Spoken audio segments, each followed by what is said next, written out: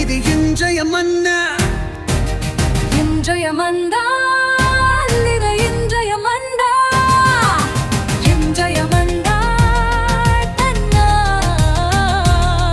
அன்பாழ்வின் மன்னா.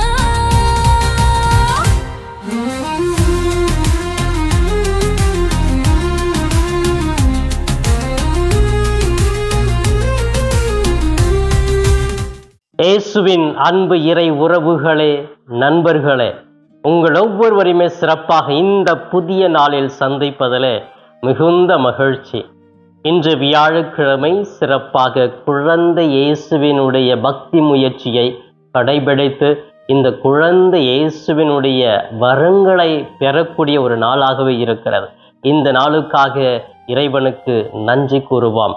அன்புக்குரியவர்களே, சிறப்பாக இன்று நம்முடைய தாயாம் திரு அவையானது புனித தமஸ்கு நகர் ஜான் நினைவை கொண்டாடுகிறது.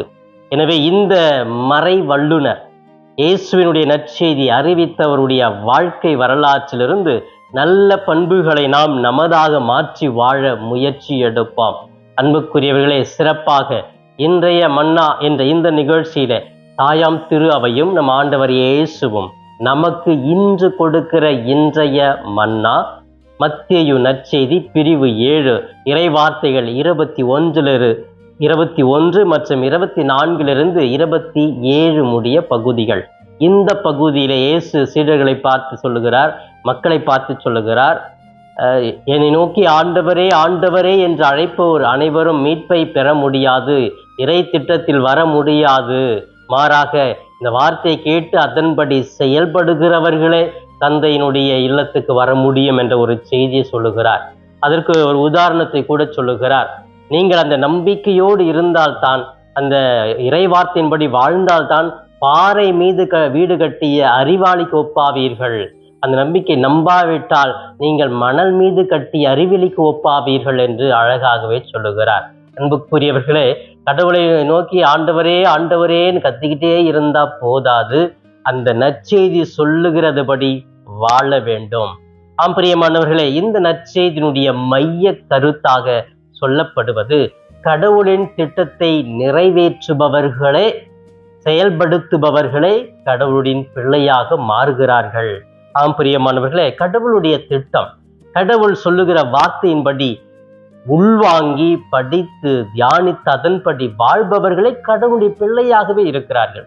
சும்மானா நான் கடவுளே கடவுள்னு அழைச்சிக்கிட்டே இருக்கிறேன், எந்த நேரமும் இயேசு இயேசுன்னு தான் சொல்றேன், எந்த வேலை செஞ்சாலும் இயேசு இயேசுன்னு தான் சொல்றேன், ஆனா என்னுடைய வாழ்க்கையில ஒரு கடுகு அளவு கூட நல்ல செயல் செய்யறது இல்லை, ஒரு முக மலர்ச்சியோடு இருக்கிறது இல்லை, அடுத்தவங்களுக்கு எதிரியாவே இருக்கிறது, அடுத்தவங்களை அப்படியே நோண்டிக்கிட்டே இருக்கிறது, அவன் வாழக்கூடாதுங்கிறதுக்காக அவனை போய் சித்திரவதை செஞ்சுக்கிட்டே இருக்கிறது, அவமானப்படுத்திக்கிட்டே இருக்கிறது, இந்த மாதிரி செஞ்சுக்கிட்டு கடவுளே கடவுளே கடவுளேன்னு கூப்பிட்டா கடவுள் உங்களுக்கு மீட்பை கொடுக்க மாட்டார் என்ற ஒரு உன்னதமான ஒரு செய்தியை யதார்த்தமாக இன்று நமக்கு இயேசு முன்வைக்கிறார்.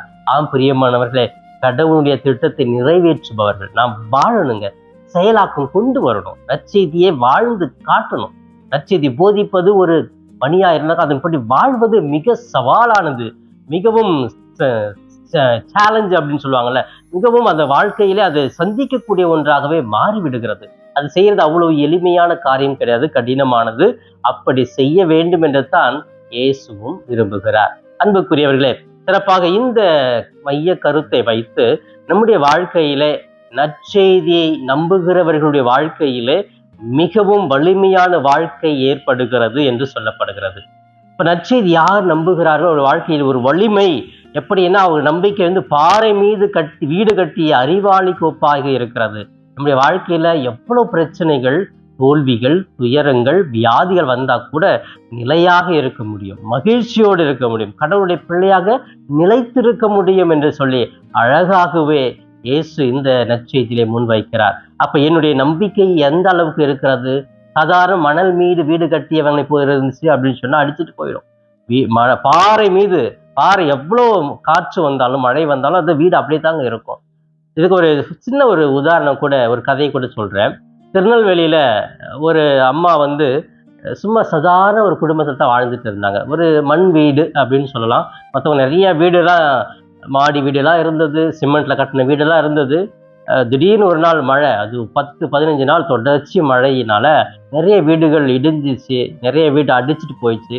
ஆனால் இந்த அம்மா வீடு மட்டும் அப்படியே இருந்தது. இந்த அம்மா எப்படி இந்த மண் வீட்டை வச்சுக்கிட்டு இவ்வளோ மழையில எதுவுமே சேதம் இல்லாமல் இருக்கிறாங்க அப்படின்னு அந்த ஊர் மக்கள்லாம் போயிட்டு அந்த அம்மாவை கேட்குறாங்க, ஏம்மா எப்படிம்மா உங்கள் வீடு மட்டும் கொஞ்சம் கூட இடியாமல் பழுது அடையாமல் அப்படி அழகாக இருக்குது? அதுக்கு அந்த அம்மா சொன்னாங்களாம், இல்லை நான் ஒவ்வொரு நாளும் நம்பிக்கையோட இயேசுகிட்ட ஜெபம் பண்ணிக்கிட்டே இருந்தேன். ஆண்டவரே, என் நம்பிக்கை இந்த வீட்டு மேலே வைக்கல, நான் மேலே வைக்கிறேன். இது மண் வீடு தான், பெரிய வீடு கிடையாது. ஆனாலும் நீ இந்த வீட்டை பாதுகாப்ப, எந்த இழப்பும் வராமல் எனக்கு ஒவ்வொரு நாளுமே துணையாக இருப்பீர்னு நான் நம்பிக்கையோடு ஜெபித்தேன். நான் இந்த மண் மீது, அந்த வீட்டு மீது நம்பிக்கை வைக்கல, மற்ற மனிதர் வந்து உதவி செய்வ நம்பிக்கை வைக்கல, இயேசுவின் மீது, வார்த்தையின் மீது நம்பிக்கை வைத்து வாழ்ந்து கொண்டிருக்கிறேன்.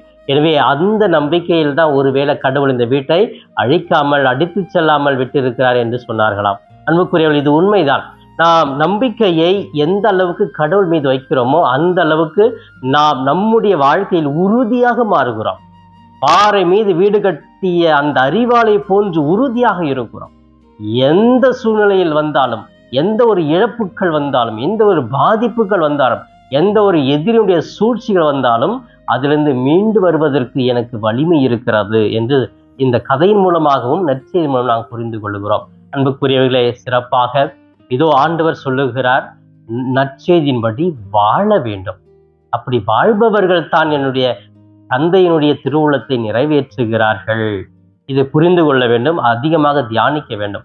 நற்செய்தி அறிவிக்கிறது, நான் தினமும் இன்னைக்கு ஆண்டவருடைய வார்த்தையை படித்து பேசுகிறேங்க, இது பெரிய கடினமான ஒரு செயலா? இல்லை. ஆனால் 1 மணி நேரம் ஒரு எதிரியோட இன்னும் தேவையில் உள்ளவங்களுக்கு சேவை செஞ்சு என்னைய முழுமையாக நான் கொடுக்கிறேன் இல்லையா? ஒரு கன்னத்தில் அறைந்தால் மறு கன்னத்தை காட்டு, நீ வலக்கை செய்வது இடக்கைக்கு தெரியாது இருக்கட்டும், இப்படிதான் நற்செய்தியின் படி நான் என்னுடைய வாழ்க்கையில வாழ்கிற பொழுது பெரிய சவாலாக மாறுகிறது. போதிப்பது எளிது, ஆனாலும் நாம் போதிக்க அழைக்கப்பட்டிருக்கிறோம். அதையே வாழ்ந்து காண்பிக்கணும். அப்ப அசிசியார், புனித பிரான்சிஸ் அசிசியார் அப்படித்தானே செஞ்சார். நான் வாங்க நற்செய்தி அறிவிக்க போலான்னு போயிட்டு இருக்கார். அவர் பார்த்து, அவருடைய வாழ்க்கையை பார்த்து மனமாறினவர்கள் நிறைய பேர் அப்படின்னு சொல்றாங்க. அப்படின்னா பாருங்க, எவ்வளவு ஒரு அமைதியான ஒரு மனிதன், கடவுளின் மனிதன், எவ்வளவு இரக்கத்தோடு இருக்கிறாரு, பாசத்தோடு இருக்கிறாரு, மக்களை தேடி வரார். இந்த மாதிரி நல்ல செயல்கள் ஒவ்வொரு நாளும் என்னுடைய வாழ்க்கையில் நான் செய்கிற பொழுது இயேசுவினுடைய நல்ல பண்புகளை நான் வாழ்கிறேன் என்பது பொருள். எனவே ஆண்டவரே ஆண்டவரே என்று கத்திக்கொண்டு கூவிக்கொண்டு இருப்பதை நிறுத்திவிட்டு ஆண்டவர் சொன்ன அந்த வார்த்தையின்படி வாழ்வோம். நிச்சயமாக நம்முடைய வாழ்க்கையில் பெரிய மகிழ்ச்சி, பெரிய அற்புதங்கள், அதிசயங்கள் நம்முடைய வாழ்க்கையில் நடக்கும் என்பதிலே ஐயமில்லை. எனவே இந்த நாளை நம்பிக்கையோடு கண்களை மூடி தொடங்கலாமா? எங்கள் நேசிக்கும் எங்கள் தாயும் தந்தையுமான இறைவா, உம்மை போற்றுகிறோம், வாழ்த்துகிறோம், ஆராதிக்கிறோம், நன்றி கூறுகிறோம். இந்த புதிய நாளுக்காக நன்றி. இந்த வியாழக்கிழமையில குழந்தை இயேசுவினுடைய பக்தி முயற்சி கடைபிடிக்கிறோம். இதோ இந்த குழந்தை இயேசுவினுடைய பரிந்துரையாலும் ஜபத்தினாலும் ஆசீர்வாதத்தினாலும் அநேக சக்திகளையும் ஆற்றல்களையும் புதுமைகளையும் அனுபவித்திருக்கிற மக்கள் ஏராளமாக இருக்கிறார்கள். குழந்தை இயேசுவே, உம்முடைய பிள்ளைகளுக்காக தொடர்ந்து நீர் ஜெபித்து கொண்டே ஆசிரியை வழங்கி கொண்டே இருப்பீராக. அன்பு தெய்வமே, இன்றைய மன்னா என்ற இந்த நிகழ்ச்சியை பார்த்து ஜெபித்து கொண்டிருக்கிற ஒவ்வொரு பிள்ளைகளையும் தொட்டு ஆசீர்வதிப்பீராக.